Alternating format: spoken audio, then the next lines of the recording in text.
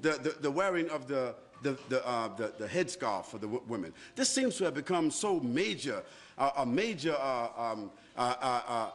aggravation. Why should women who want to wear a veil, why should this have been such a source of aggravation today? Why is that? I don't understand it. I mean, if a naked woman walked in this room here, meaning wearing a bikini or a G-string, she would have the right to just walk just like anybody else. If a woman came down here and she was wearing a G-string and walked right across here and went back upstairs and came down, matter of fact, there was 2 or 3 of them, we would be like, whoa. What's going on here? But we couldn't say anything because it is accepted in the society for a woman to wear this in public. And there are some beaches in this country and some places in this country where you got some people call themselves naturalists. You know what they are. I don't have to tell you. That is, they believe that they should just walk around all the time naked. Now that we can't make a judgment call because according to legislation, the naturalists have a right.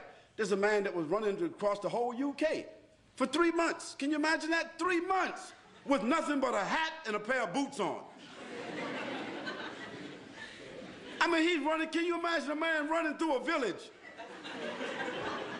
Nothing but a hat and a pair of boots on. Because he's a naturalist and these are his constitutional rights.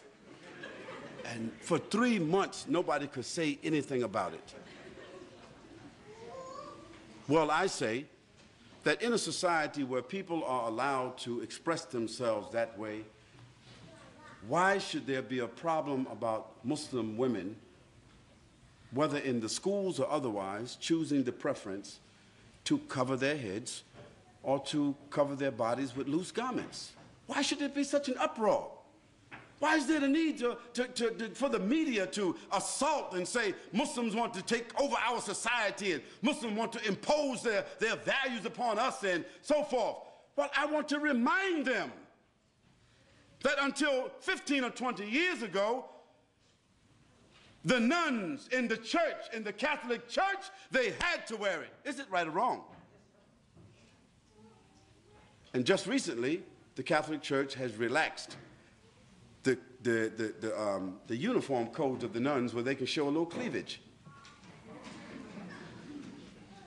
They can now wear a little bit, you know, put the cross right there in the middle. They don't have to wear a headpiece anymore, and they can show a little bit of thigh. Well, that's their right. We can't say anything about that. But when I went to church, to the Catholic Church, when I was 17 years old, all the nuns were looking like the sisters are looking today. So society has changed, but why should our values have to change? Those Muslim ladies who want to wear the full scarf and want to wear loose clothing, they're doing so because God said so, not because their husband said so, not because they're Arabs or Indonesians or Malaysians or Africans. No, they're doing it because God says so. So if our religion, which is the same religion of Moses and Abraham and David and Solomon and Jesus and John the Baptist, if we have the same religion as all of those prophets, and we are all monotheistic people basically, Christians and Jews and Muslims, taking our sources from the same, taking our scripture from the same sources, and we can see in the history of our religions that women dress this way consistently, then why is it an aberration because our women want to wear that today? What do they want our women to do? Do they want our women to take off their head scarves and all put on G-strings? Would that be sad? Or now y'all all the same now, it's okay. No, we say it's not okay. And we say, as Muslims, we have the right to preserve what we consider to be decent and dignified clothing and apparel and appearance. And we think that we are fortifying. We think that we are making a good moral contribution. We think that we are doing something that will support the morals, the principles and the status of women in this society. We say that's what we think we're doing. And do we have the constitutional right to make what we consider to be a moral contribution to the fiber of this society based upon our religion? Of course we do. And we don't have to apologize. And if somebody wants to know, if we are unable to explain, we do not have to explain. But what we should do is, the people of the media, or the people of government who feel that they don't understand what's going on, we should send them to people who are qualified to expound upon this issue in a dignified, educated way, so that people would not think somehow or another that all these women who are wearing these scarves got an AK-47 underneath their scarves, or they got a bomb, they coming inside somewhere with a bomb.